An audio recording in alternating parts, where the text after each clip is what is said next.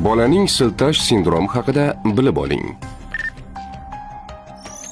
Bolaning siltash sindromi shaken baby sindrom. Bu kichik yoshdagi, ayniqsa 2 yoshgacha bo'lgan bolalarda kuchli silkitish natijasida yuzaga keladigan og'ir miya jarohati. Ba'zi ota-onalar jahli chiqqan paytida bolasini siltab yuboradi.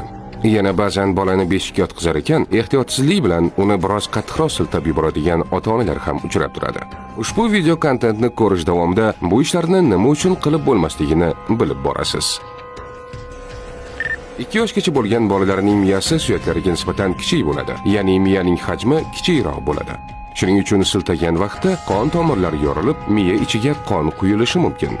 Shaken baby sindrom tufayli ko'rlik, tutqanoq, epilepsiya, aqliy yoki jismoniy rivojlanishdan orqada qolish, hatto o'lim holatlari sodir bo'lishi mumkin. Qo'lingizda bolaning doimo boshini tutib turing. 2 yoshgacha bo'lgan bolani siltamang, osmonga otmang. Salomatlik va strategik rivojlanish instituti ijtimoiy tarmoqlariga obuna bo'ling.